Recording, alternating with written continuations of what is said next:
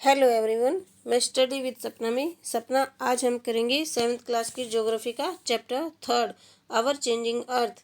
ये हमारी जो प्यारी सी अर्थ है, इस पर जो है काफ़ी चेंजिंग हो रहे हैं। इसके ऊपर ही नहीं, इसकी इंटरनल पार्ट में भी जो है काफ़ी चेंजिंग हो रहे हैं।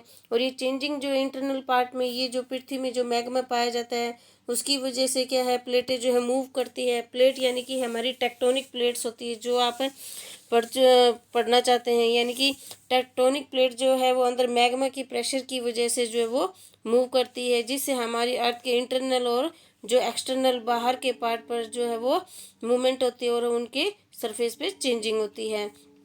अब जो लिथोस्फीयर जो प्लेटें हैं, इसके इंटरनल पार्ट को बोलते हैं। लिथोस्फीयर प्लेट जो है वो काफ़ी मात्रा में टूटती है, जिसको हम लिथोस्फीयर प्लेट बोलते हैं। आपको जानकर हैरानी होगी कि ये जो प्लेटें ना वो मूव करती है, धीरे धीरे मूव करती हैं।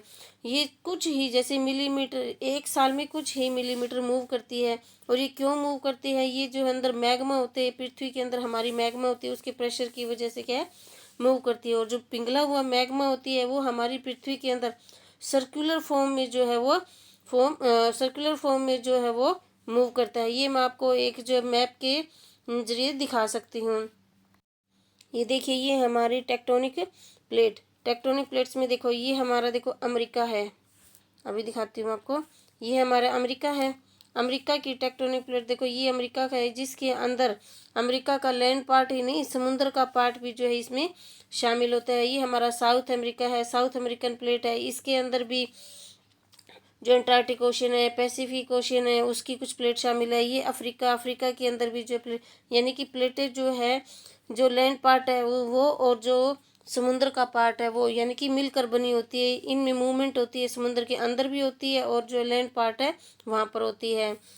क्लियर है। और ये हमारी इंडियन ओशियन प्लेट है, इंडियन की प्लेट है। देखो, इंडियन की प्लेट्स है, इनमें भी मूवमेंट होती है। जब ये प्लेटें आपस में टकराती है, अब ये प्लेट जो है जो इधर जा रही है और ये प्लेट जो है वो इधर जा रही है, इसमें देखिए, तो इनमें क्या है, स्पेस हो जाता है। और ये प्लेटें जो है वो, कुछ प्लेटें जो है वो आपस में टकराती है और उनमें क्या है, प्लेटों टकराने से वे क्या है, टूटती है और उन पृथ्वी की जो है वो सरफेस जो है वो मूव करता है।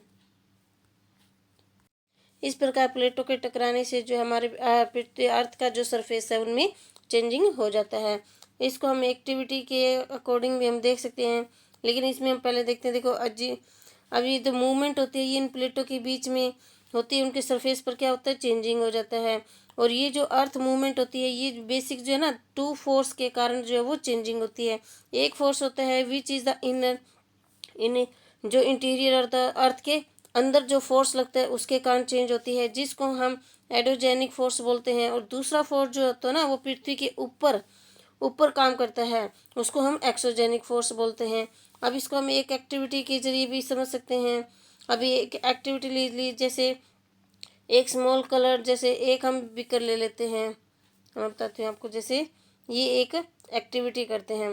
एक्टिविटी में क्या करेंगे, हम एक बीकर लेंगे, उसमें पानी लेके उसको नीचे से गर्म करेंगे और उसके अंदर एक स्मॉल कलर बॉल डाल देते हैं कागज़ की। जैसे जैसे हम ये गर्म करते जाते, हीट जैसे इसको गर्म करेगी पानी को, तो हम क्या ऑब्जर्व करेंगे, ये जो पेपर है ना, पेपर की बॉल है, इसको हम प्लेट समझ लेते हैं। और जैसे ही नीचे से गर्म होएगी तो ये क्या है, ऊपर जो है वो मूव करने लग जाती है और ठंडे पानी की तरफ जो है ये मूव करती है। जैसे ये जो बीकर जैसे नीचे से गर्म होती है तो ये ऐसे मूव करने लग जाती है, ऐसे मूव करेगी।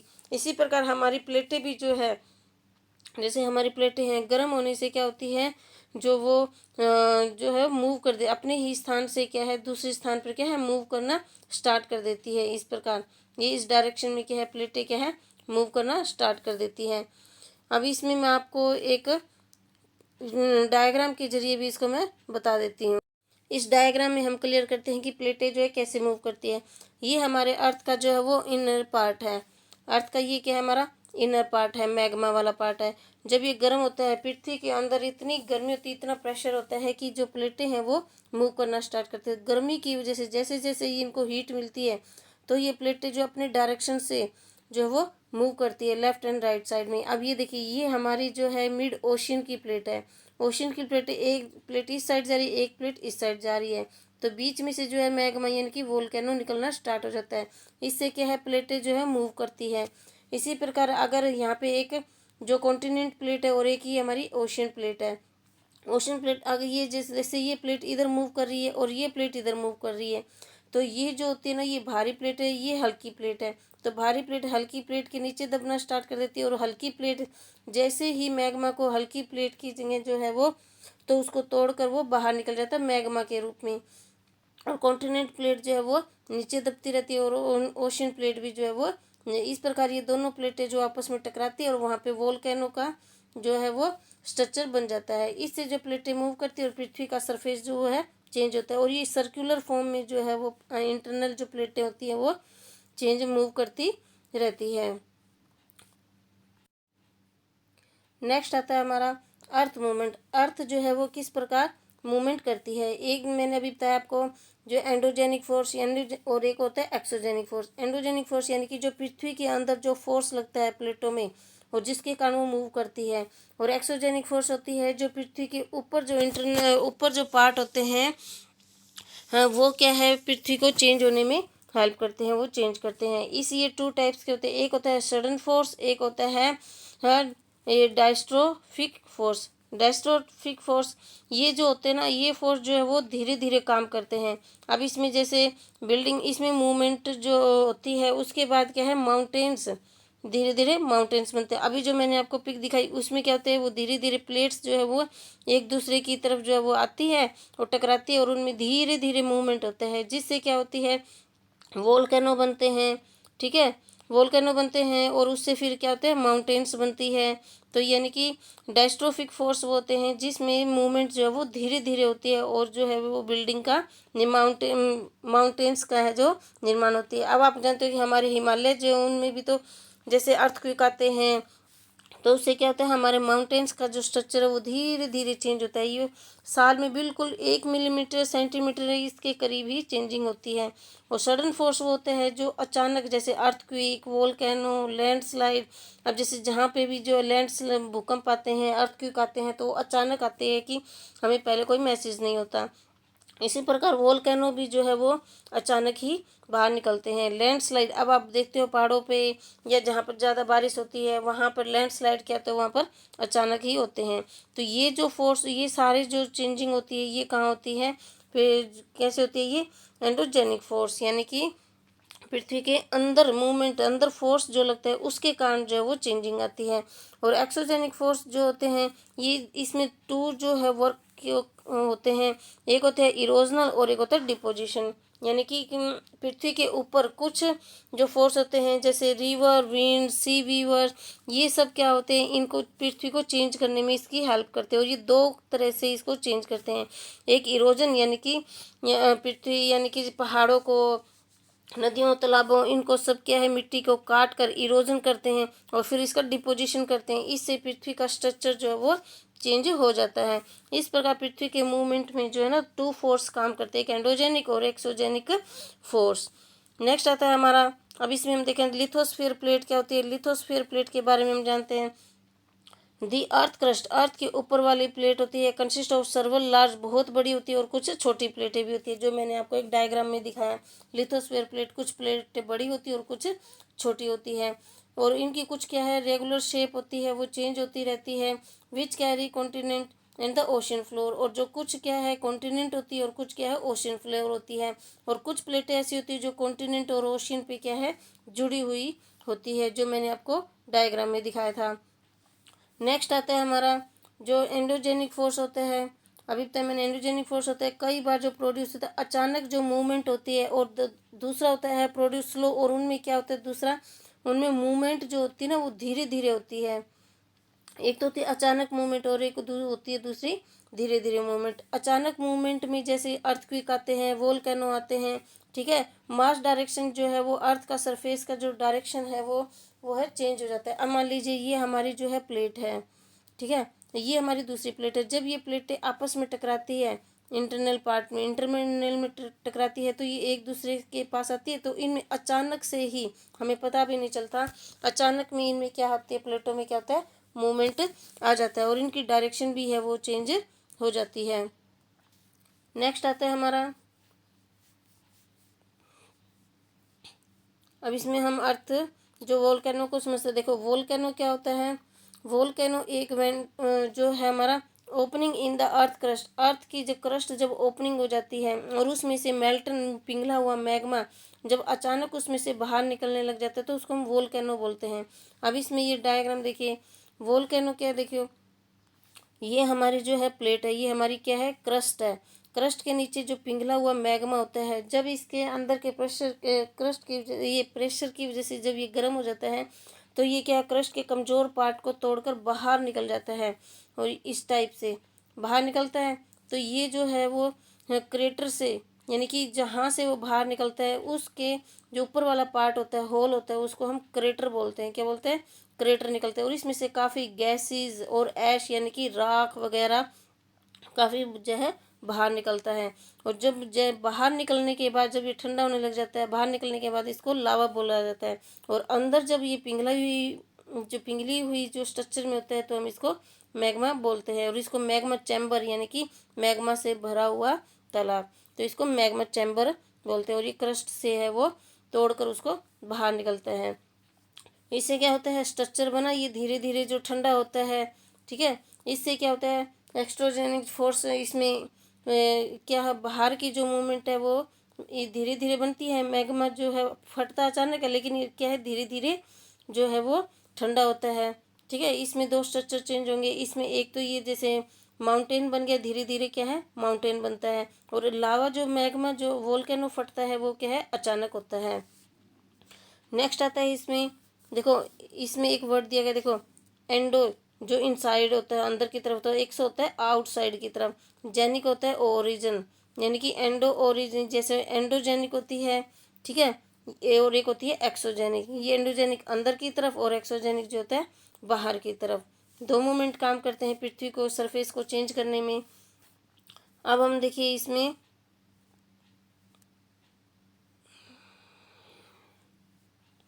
अब इसी प्रकार हम देखते हैं व्हेन लिथोस्फीयर, जब लिथोस्फीयर जो है प्लेट मूव करती है तो क्या होता है, सरफेस की जो हमारी अर्थ की जो सरफेस है उसमें क्या होता है, वाइब्रेशन पैदा होता है। क्या होता है उसमें, वाइब्रेशन।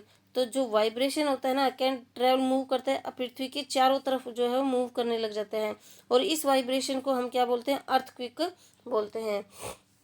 जब प्लेटें आपस में टकराती है उनमें क्या होता है, वाइब्रेशन पैदा हो जाता है। और वाइब्रेशन क्या है, वो पृथ्वी के चारों तरफ फैल जाता है, तो उसको हम अर्थक्वेक बोलते हैं। और प्लेट जो क्रस्ट है वो क्या होता है, मूवमेंट करना स्टार्ट कर देती है, जिसको हम क्या बोल देते हैं, फोर्स। ठीक है, जहाँ से वो जो है वो जो स्टार्ट कर, जहाँ से वो स्टार्ट होता है, क्रस्ट के जिस पार्ट से वो स्टार्ट होता है उसको हम बोलते हैं फोकस। और सरफेस के जिस पार्ट पर वो जाकर पहुँचता है, यानी कि फोकस के बिल्कुल ऊपर वाले पॉइंट जहाँ पर वो सबसे पहले जाकर पहुँचता है उसको बोलते हैं एपिक सेंटर। और वाइब्रेशन जब ट्रैवल करता है बाहर की तरफ, एपिक सेंटर से जैसे जैसे बाहर की तरफ करता है तो वो कहता है ग्रेट डैमेज पहुंचाता है। जब फोकस पर जो है ना वो सबसे ज़्यादा डैमेज पहुंचती है एपिक सेंटर पर, और जैसे जैसे वो बाहर की तरफ जाता है तो उसका डैमेज जो है वो कम होना, डिक्रीज कम होना हो जाता है। लेकिन डिक्रीज जो है वो बहुत ज़्यादा होता है। अब मैं इसको एक डायग्राम में दिखाती हूँ आपको। देखो ये डायग्राम है हमारा अर्थक्वेक का। अर्थक्वेक जैसे ये हमारी क्या है, हमारी प्लेट्स हैं, ये क्या है, हमारी अर्थ का सरफेस प्लेट्स है। यहाँ पर जैसे जैसे ये प्लेटें आपस में टकराए तो यहाँ पर क्या हुआ, वाइब्रेशन होता है। आपस में टकराने से कहते हैं वाइब्रेशन। जैसे जैसे ये वाइब्रेशन ऊपर टी पॉइंट पर पहुँचता है तो इसको जो बोला जाता है, इसको एपिक सेंटर बोला जाता है। और जहाँ से वाइब्रेशन निकलता है उसको हम क्या बोलते हैं, फोकस, उसको हम बोलते हैं फोकस। और ये जो वाइब्रेशन है ये क्या है, देखो अब चारों तरफ फैलना स्टार्ट हो गया। ठीक है, सबसे ज़्यादा जो डैमेज होता है वो होता है ये एपिक सेंटर पर। और जैसे जैसे दूर जाता है तो जो है वो डिक्रीजिंग, वो कम होता जाता है, यानी कि जो नष्ट होता है वो होता है, लेकिन फोकस पर जो एपिक सेंटर पर है वो फोकस सबसे ज़्यादा होता है। क्लियर है। नेक्स्ट देखो यहाँ पे थ्री टाइप्स के अर्थक्वेक में क्या है, थ्री टाइप्स की जो है वेव्स निकलती है। सबसे पहले आती है पी, एस और एल। पी वेव्स जो होती है ना वो लॉन्गिट्यूडिनल वेव्स होती है, यानी कि सबसे लंबी तेज गति से चलने वाली जो है वो वेव्स होती है। एस जो होती है वो ट्रांसफर, यानी कि ट्रांसफर वेव्स होती है, ये इससे कम डैमेज करती है, ये कम खतरनाक होती है। लो वेव्स जो होती है ना वो अर्थ के सरफेस पर पहुंचती है।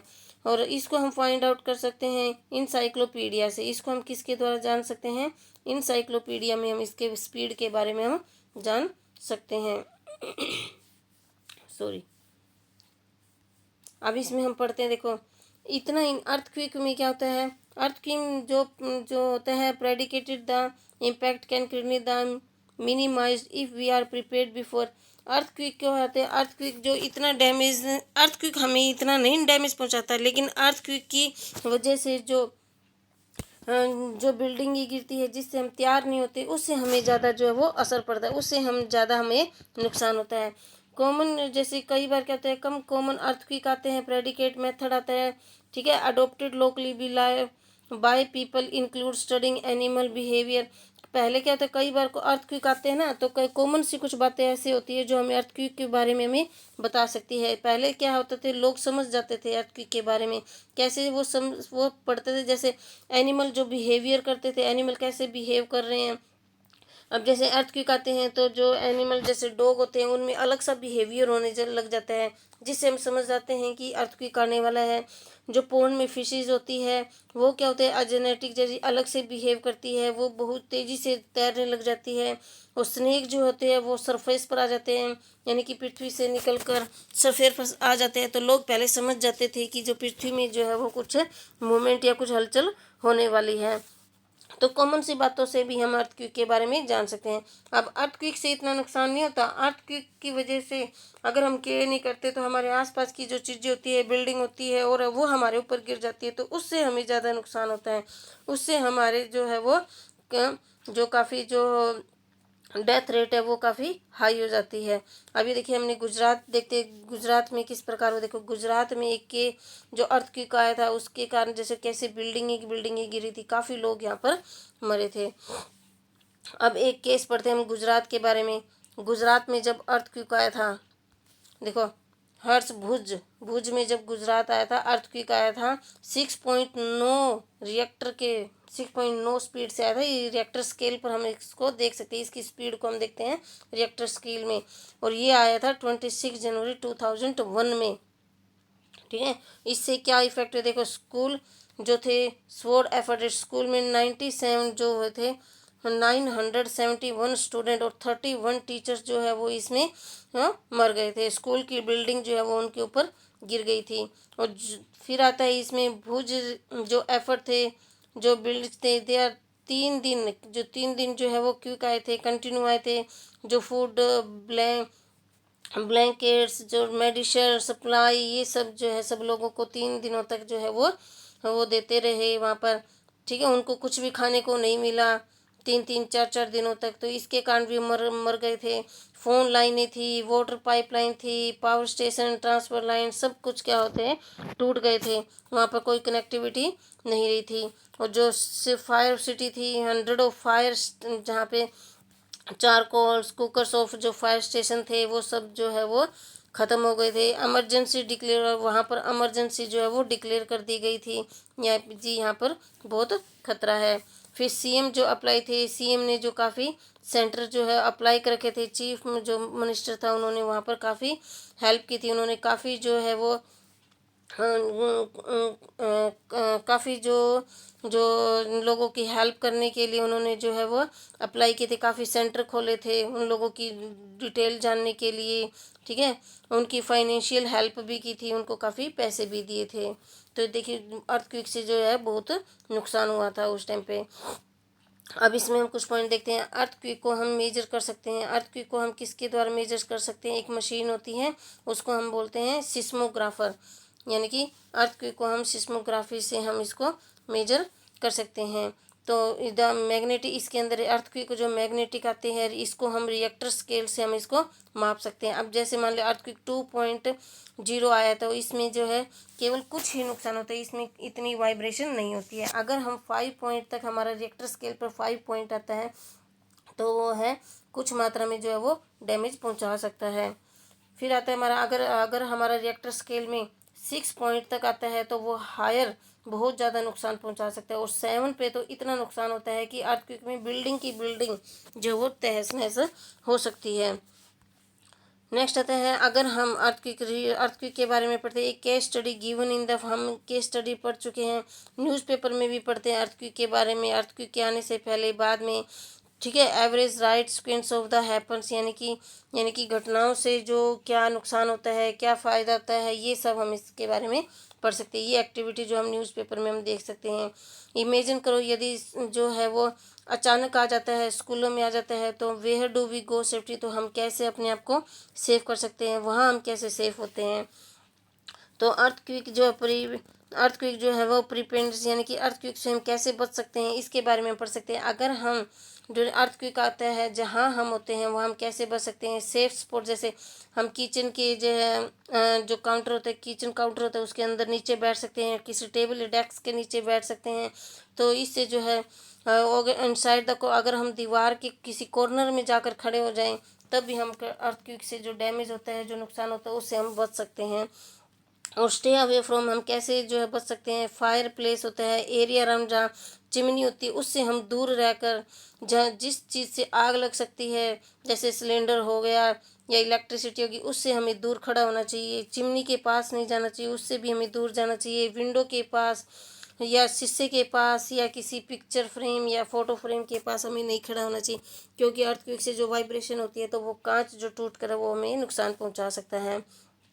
अब हम इससे सेफ कैसे रह सकते हैं। Separate awareness mostly our your friends, family के बारे में, फैमिली मेम्बर को, दोस्तों के बारे में, हमें इससे बचने के उपाय के बारे में हम इसको बताकर हम उससे बच सकते हैं।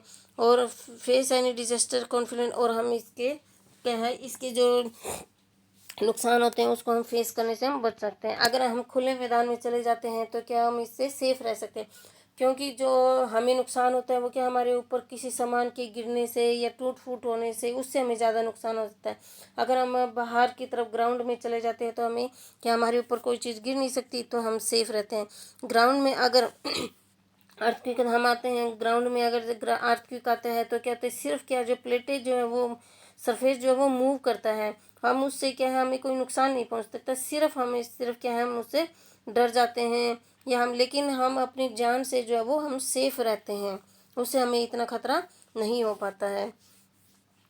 नेक्स्ट आता है हमारा मेजर लैंडफॉर्म। ये तो हमने पढ़ा कि जो अर्थक्वेक के बारे में, वोल्केनो के बारे में। अब हम पढ़ते हैं मेजर लैंडफॉर्म। ये तो हमारा था इंटीरियर जो फोर्स थे उसके बारे में, जो है सरफेस जो है वो कैसे चेंज होता है।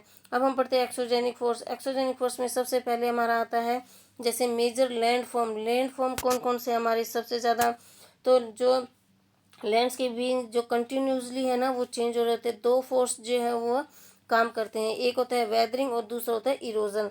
वेदरिंग क्या होता है, वेदरिंग होती है जब नेचुरल तरीके से अपने आप, यानी चट्टानें टूटती है, रॉक्स टूटती है, या कोई भी पहाड़ है, पर्वत है, वो क्या जब अपने आप मौसम के अकॉर्डिंग जो अपने आप उनमें क्रैक आता है और टूट जाती है, उसको हम वेदरिंग बोलते हैं। इरोजन जो होता है, इरोजन में क्या होता है, जब जैसे लैंड शेप होती है, कोई भी लैंड, वाटर, विंड, एस जो है इसको इरोज करने में जो इसकी हेल्प करते हैं, इसको इरोजन बोलते हैं। अब इसमें देखो ये भी देर का है, विरोज जो वेदरिंग क्या होती है, ब्रेकिंग, अपने आप चट्टानें टूटती है अर्थ के सरफेस पर, तो हम इसको बोलते हैं वेदरिंग।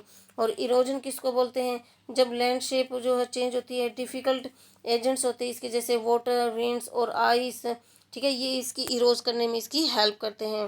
तो मटेरियल के, और ये क्या करती है, मटेरियल्स को तोड़कर अपने साथ जो है भाकर ले जाती है, वाटर, विंड और एयर, ठीक है। और इसको क्या है एक अच्छी सी जगह पर, यानी कि जो इनके जो इनकी लैंड शेप के अकॉर्डिंग जो इनकी हेल्प करती है, उसमें वहाँ पर वो डिपॉजिट कर देती है। इस प्रोसेस से क्या होता है, इरोजन और डिपोजिशन से क्या होती है, जो लैंड फॉर्म होते हैं ना उसमें चेंजिंग आ जाते हैं, अर्थ का जो सरफेस होते हैं वहाँ पर चेंजिंग आ जाते हैं। तो इसमें हम देखते हैं नेक्स्ट,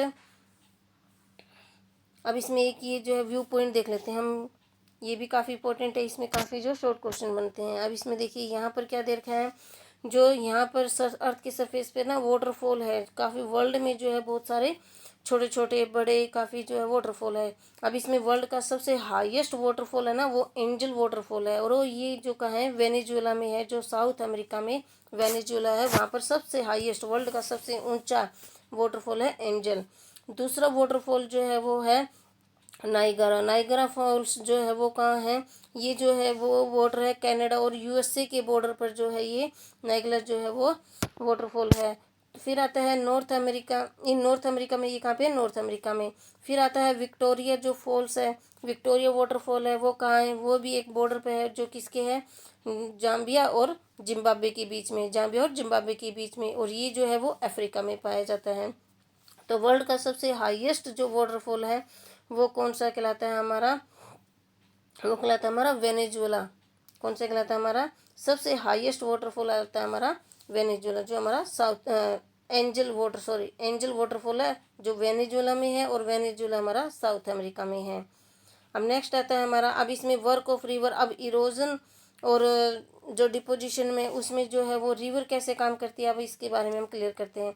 जब रिवर फास्ट चलती है पहाड़ों से, जैसे ही नदियाँ तेज गति से निकलती है लैंड शेप के, ठीक है, तो वो उसको कहते हैं लैंड शेप को वो चेंज कर देती है, हेल्प करती है। जब रिवर स्टीप से जब जैसे ही निकलती है, तेज जो उनकी स्टीप होती है, बहाव तेज होती है, तो एयर वेरी हार्ड रॉक, बहुत सारी हार्ड रॉक होती है, और उनको डाउन जो स्टीप वैली में, उनको जो है स्टीप वैली में बहाकर ले जाती है। साइड इट फॉर्म में वाटरफॉल जब उनको तोड़ कर वो ले जाती है ना, तो क्या एक वाटरफॉल बनाती है। अब इसमें ये देखिए, ये वाटरफॉल है।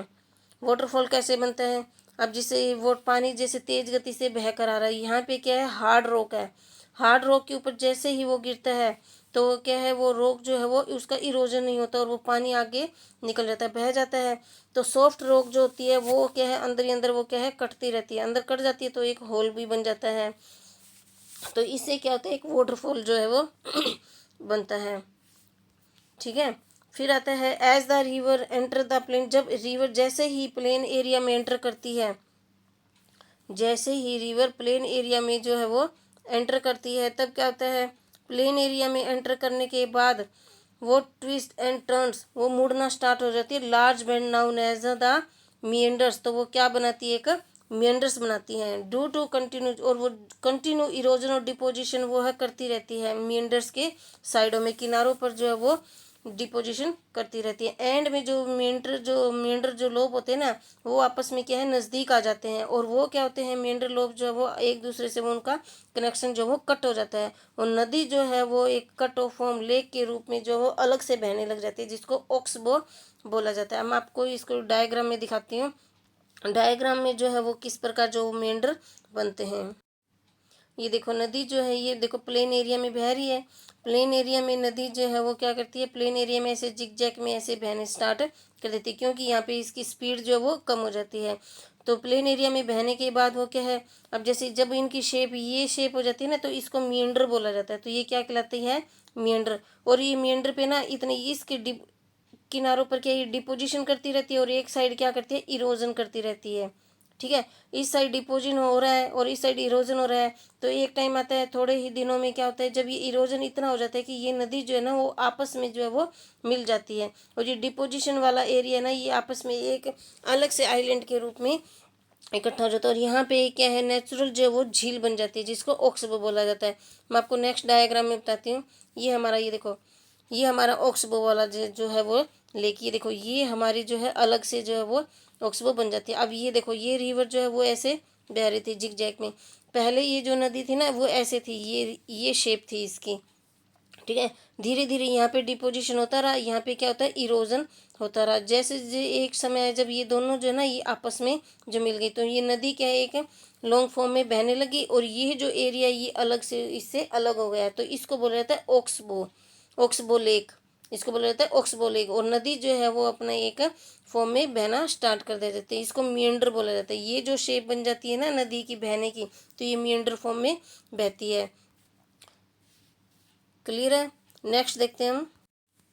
देखिए इसमें देखो देखो ये बना हुआ है, इसमें ऑक्सबो, ये देखो, ये नदी जो है वो मिएंडर जो मैंने अभी आपको दिखाया पिक्चर में। अब यहाँ पे जो है वो नदी क्या डिपोजिशन करती है, डिपोजिशन करती रहती है, और यहाँ पे जो है वो इरोजन नदी जो है वो करती रहती है। इसके किनारे पर डिपोजिशन करती जाएगी, एक समय आएगा कि ये जो है मुख्य नदी से अलग हो जाती है, तो इसको बोला जाता है ऑक्सबो लेक।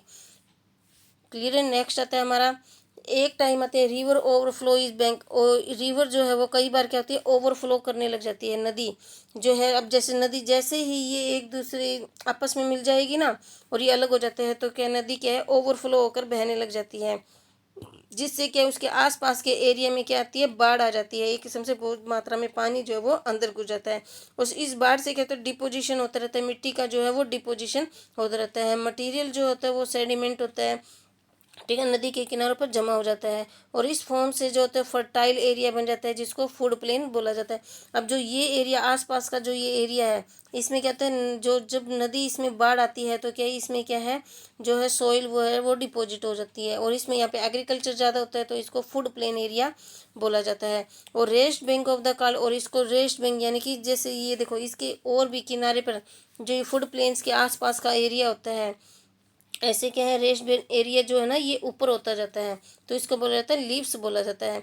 द रिवर जो approaches the end separate of the flowing water decrease, जब नदी में जो समुद्र में गिरने से पहले अप्रोच समुद्र में गिरने से पहले जो है ना इनकी स्पीड जो है वो कम हो जाती है। नदी में समुद्र में गिरने से पहले इनकी स्पीड कम हो जाती है तो उससे क्या बनता है, तो ये जो है ना काफ़ी संख्या में जो है वो अलग हो जाती है। अब जैसे कोई एक नदी है, इसमें अगर छोटी छोटी नदियाँ आकर मिलती है तो उसको ट्रिब्यूटरी बोलते हैं। और जब मुख्य नदी समुद्र में गिरने से पहले जब इस मुख्य नदी में से काफ़ी नदियाँ बहकर अलग अलग होने लग जाती है तो इसको डिस्ट्रीब्यूटरी बोलते हैं। जब नदी समुद्र में गिरने से पहले डिस्ट्रीब्यूटर पार्ट में जब वो डिवाइड हो जाती है, उसमें काफ़ी छोटी छोटी नदियाँ निकल जाती है तो उसको डिस्ट्रीब्यूटर बोलते हैं। और ये जब नदी इनकी स्पीड जब कम हो जाती है तो ये डिपोजिशन करती है बहुत सारे लैंड पार्ट का, तो ये जो लैंड पार्ट जो समुद्र के माउथ पर जो डिपोजिशन करती है उसको हम बोलते हैं डेल्टा सेडमेंट, ठीक है, उसको हम क्या बोलते हैं, डेल्टा। अब ये देखिए डेल्टा दिया गया है, अब ये मुख्य नदी आ रही है यहाँ से और यहाँ पर इसकी स्पीड कम हो जाती है समुद्र में गिरने से पहले, तो ये क्या है काफ़ी डिस्ट्रीब्यूटर में पार्ट में डिवाइड हो जाती है और यहाँ पे देखो बहुत सुंदर डेल्टा जो है वो डिपॉजिट हो जाता है, ठीक है। तो ये क्या बन जाता है, हमारा डेल्टा बन जाता है।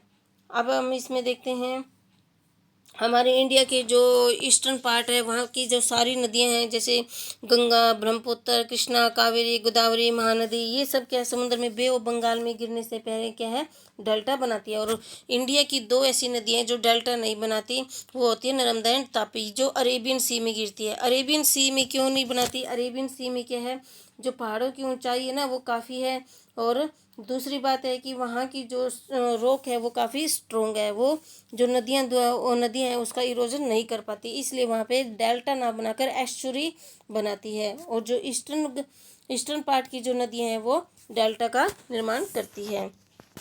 अब इसमें हम देखते हैं वर्क ऑफ सी वेव्स क्या काम करती है इरोजन एंड डिपोजिशन का। अब इसमें हम देखते हैं इरोजन एंड डिपोजिशन का जो वर्क है, ठीक है, सी वेव जो है वो कंटिन्यू जो है वो कोस्टल लैंड फॉर्म में करती है, यानी कि समुद्र के किनारे। अब जो ये हमारा इंडिया है ये इधर क्या है समुद्र बे ऑफ बंगाल है, इधर अरेबियन सी है, तो सी वेव जो है वो इन जो एरिया में जो कोस्टल एरिया है वहाँ पर जो है ये वेव्स जो है वो टकराती है और वहाँ पर ये इरोजन और डिपोजिशन का काम करती है, कोस्टल एरिया में ये काम करती है। सी वेव जो है कंटिन्यूसली डेली जो कंटिन्यूस जो है इन चट्टानों से टकराती रहती है और क्रैक्स, और इनमें क्या है काफ़ी मात्रा में जो है वो क्रैक पड़ जाते हैं और टाइम टू टाइम इनमें जो है ये क्रैक जो है वो बड़े होते जाते हैं। इसीलिए क्या होते हैं जो केव उनमें क्या होती है एक केव्स जैसी रोक जो होती है ना उनमें क्रैक पड़ते जाते हैं तो वो एक गुफा का आकार धारण कर लेते हैं, जिसको हम बोलते हैं सी केव्स। क्या बोलते हैं हम उसको, सी केव्स। और इस एक्टिविटी से क्या होता है कई बार सी केव्स जो होता है ना इतनी बड़ी हो जाती है, गुफाएं जो है ना इतनी बड़ी हो जाती है कि उनमें जो है ना सिर्फ छत छत रह जाती है, यानी कि आर पार जो है वो केव्स निकल जाती है। तो उस जो फॉर्म को बोला जाता है सी आर्चिज, उसको क्या बोला जाता है, सी आर्चिज। फर्दर और उसके बाद भी इरोजन इतना हो जाता है कि जो रूफ होती है ना वो क्या है नीचे गिर जाती है, टूट कर गिर जाती है और केवल क्या है दीवार दीवार जो है वो खड़ी रह जाती है, ठीक है। छत गिरने के बाद जब वो दीवार खड़ी रह जाती है तो उसको बोला जाता है स्टैक्स, उसको क्या बोला जाता है स्टैक। और steep rock are coast rising almost variety above sea water is called the sea cliff. अब जैसे कई बार क्या होती है जब वो दीवार दीवार रह जाती है और कई बार क्या होती है वो रॉक्स जो समुद्र के किनारे जो रॉक्स होती है ना उनको भी वो काफ़ी मात्रा में जो है वो काटती रहती है, जिसको सी क्लिफ्ट बोलते हैं। समुद्र के आसपास की जो दीवारें होती हैं समुद्र के किनारे जो चट्टानें होती है उसको सी क्लिफ्ट बोला जाता है। इस प्रकार समुद्र के किनारे नो डिपॉजिट भी करती रहती हैं उनके किनारों पर, जिससे क्या है काफ़ी बीचेस बनते हैं। अब जैसे मुंबई गोवा की साइड आप जाओगे तो आप देखोगे वहाँ पर काफ़ी समुद्र के किनारे जो वो बीचेस बने हुए हैं, तो वो क्या होता है समुद्र का डिपोजिशन वाला पार्ट होता है। अब मैं आपको एक पिक में दिखा देती हूँ कि किस प्रकार जो है वो जो सी वेव्स है वो अपना वर्क करती है।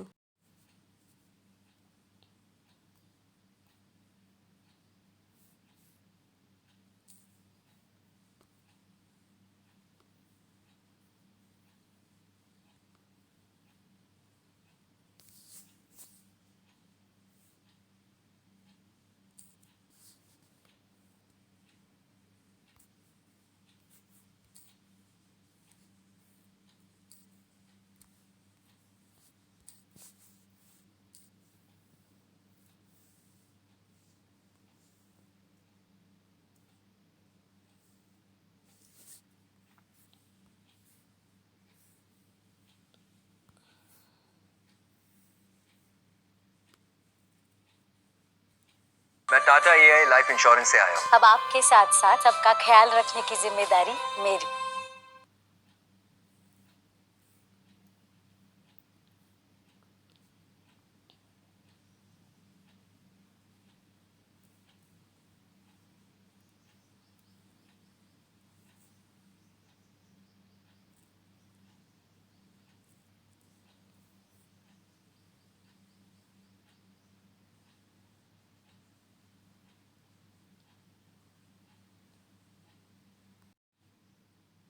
नेक्स्ट आता है हमारा, देखिए इसमें भी देखो तो वी सी वेव्स के जो वर्क दिखाई, ये हमारी सी केव को शो कर रहा है। समुद्र के किनारे जो सी केव्स को बना रहा है, सी केव जो बाद में वो क्या बन जाती है, सी आर्चेज बन जाती है जब छत रह जाती है। और जब सिर्फ एक पत्थर रह जाता है और छत गिरने के बाद वो क्या कहलाता है, स्टाक कहलाता है। क्या कहलाता है, स्टाक कहलाता है। अब नेक्स्ट आता है हमारा वर्क ऑफ आइस। आइस के वर्क को हम देखते हैं, आइस किस प्रकार हमारा डिपोजिशन और इरोजन करती है। आइस जो है वो क्या है, एक नदी के रूप में जब बहती है, ठीक है, लैंड जो लैंड शेप है वो चेंज होती है, ठीक है। और सोइल जो वो अपने साथ क्या है, मिट्टी भी बहुत बहा के लाती है, बड़े बड़े पत्थरों को जो है वो इरोज करके जो है वो अपने साथ बहा कर लेकर आती है। और जब ग्लेशियर जो होते हैं, इसको हम जब बहती हुई आइस होती है ना उसको हम ग्लेशियर बोलते हैं। ग्लेशियर जो होते हैं ना वो जो है होलो, यानी कि कुछ जगह पर क्या है होल बना देती है, बड़े बड़े चट्टानों को काट कर होल बना देती है। और आइस वहाँ पे क्या हो जाती है, जमा हो जाती है और मेल्ट हो जाती है। और वहाँ पर क्या होता है, मेल्ट होने से वहाँ क्या है पानी जमा हो जाता है और उससे क्या बनती है, एक सुंदर झील बन जाती है। माउंटेन्स के बीच में वो है झील बन जाती है। उसमें क्या होता है, मटीरियल जो है वो जमा होते हैं, इकट्ठे होते हैं। और ग्लेशियर क्या होती है, एक बड़ी चट्टान के रूप में, छोटी छोटी और बड़ी चट्टान के रूप में जो है वो वहाँ पर आती रहती है, डिपॉजिट होती रहती है और बड़ी झील का निर्माण करती है, जिसको हम बोलते हैं ग्लेशियर मेराइन्स। इसको हम बोलते हैं ग्लेशियर मेराइन। इसको मैं एक पिक में भी आपको दिखा देती हूँ। ये देखिए इस पर, ये देखो ग्लेशियर, ये हमारा क्या है, ग्लेशियर है। ग्लेशियर क्या करता है, देखो ये यहाँ से चट्टानें जो है पिघल पिघल कर आ रही है, ग्लेशियर के रूप में बह कर आ रही है। और ये जो है माउंटेन्स पे क्या है, एक जगह आकर जो है वो गहरा गड्ढा बना देती है। और गड्ढे में क्या होते हैं, ग्लेशियर आकर जमा हो जाते हैं और वहाँ पर मेल्ट हो जाते हैं। मेल्ट होने के बाद वहाँ एक सुंदर लेक का निर्माण हो जाता है। इस प्रकार ये माउंटेन जो है वो मेराइन कहलाते हैं। नेक्स्ट आता है हमारा, अब हम देखते हैं वर्क ऑफ विंड। अब जो विंड है, हवा है, वो किस प्रकार जो है वो इरोजन और डिपोजिशन का वर्क करती है, किस प्रकार वो काम करते हैं। हम जैसे हम अगर हम किसी डेजर्ट में विजिट करते हैं, डेजर्ट में जाते हैं, तो हम वहाँ पर जो है काफ़ी सैंड ड्यून्स की जो है पिक्चर कलेक्ट कर सकते हैं। अब एक एक्टिविटी जिसमें इरोजन और डिपोजिशन होते हैं, वो डेजर्ट में कौन करता है, विंड करता है। जब इन डेजर्ट में आप देखोगे कि चट्टानी को शेप है ना, वो किसके जैसे होती है, मशरूम के जैसे होती है। वो कॉमनली क्या कहलाती है, मशरूम रॉक कहलाती है। हम आपको एक पिक में दिखाती हूँ मशरूम रॉक जो है वो किस प्रकार की होती है। देखो डेजर्ट में ना इस प्रकार की मशरूम रॉक मिलती है। ये क्या है, एक मशरूम रॉक है। देखो मशरूम रॉक डेजर्ट में ये देखो, डेजर्ट में क्या होती है, जब ये रॉक जो होती है ना वो इतनी हार्ड होती है, ऊपर से हार्ड होती है और नीचे से सॉफ्ट होती है। जैसे ही हवा चलती है राजस्थान में, वो नीचे से क्या होती है, इरोजन करती रहती है और ऊपर से जो है वो कम इरोजन कर पाती है, जिससे इनकी शेप जो होती है ना एक मशरूम जैसी हमें दिखाई देती है। इसीलिए इसको मशरूम रॉक बोला जाता है। इस प्रकार आपने देखा कि मशरूम रॉक जो है वो डेजर्ट में हमें दिखाई देती है। हवाएं जब चलती है, लोअर सेशन में चलती है रॉक चट्टानें, और ऊपर पार्ट को रोकती है, तो यानी कि नीचे जो है ना वो ज़्यादा जो है वो इरोजन करती है, और ऊपर पार्ट की वजह अपर पार्ट में जो वो कम करती है। इस प्रकार रॉक जो है ना नैरो बेस ही हो, कभी भी टॉप पर जो वो इतना नहीं होता। तो विंड ब्लो जब बहती है तो लिफ्टेड द ट्रांसपोर्ट, वो ट्रांसपोर्ट भी करती है, यानी कि मिट्टी को एक स्थान से दूसरे स्थान पर लेके चली जाती है। उनका स्लोप जो होता है ना उसमें वहाँ पर क्या करती है, वो वहाँ पर डिपॉजिट कर देती है, और एक पहाड़ी सी होती है, जैसे पहाड़ी के रूप में वो डिपॉजिट कर देती है, और जैसे उनका स्ट्रक्चर बन जाता है। इस स्ट्रक्चर को बोला जाता है सैंड ड्यून्स। यानी कि आप जैसे देखिए, मैं आपको बताती हूँ सैंड ड्यून्स किस प्रकार बनते हैं। अब जैसे ये जो है वहाँ पर छोटे छोटे जो है रॉक है, अगर कोई रॉक रखी हुई है रखी होती है या पहाड़ी होती है, तो वहाँ पर जैसे हवाएं आती हैं तो अपनी सब मिट्टी बहा कर ले जाती है, तो वो इससे टकराती है, तो वो वहाँ पर डिपॉजिट करती रहती है। इस प्रकार जो है वो राजस्थान में क्या है, बहुत सारे सैंड ड्यून्स बनते रहते हैं। ये जो सैंड ड्यून्स है कुछ समय के बाद जैसे हवा चलेगी तो ये सैंड ड्यून्स जो है वो आगे की तरफ जो है वो मूव कर देती है, यानी कि यहाँ से इरोजन करके वो यहाँ पर डिपॉजिट कर देती है। इस प्रकार जो है सैंड ड्यून्स जो है वो डेजर्ट में बहुत देखने को मिलते हैं। When the grain sand very fine, और ये जो मिट्टी होती है ना वो बहुत फाइन और हल्की होती है, जिससे इसे हवाएं जो है ना इसे बहुत आसानी से बहुत दूर तक जो है वो लेकर चली जाती है। जब ये डिपॉजिट हो जाती है बहुत बड़े एरिया में तो उसको बोला जाता है लोएस। क्या बोला जाता है उसको? लोएस।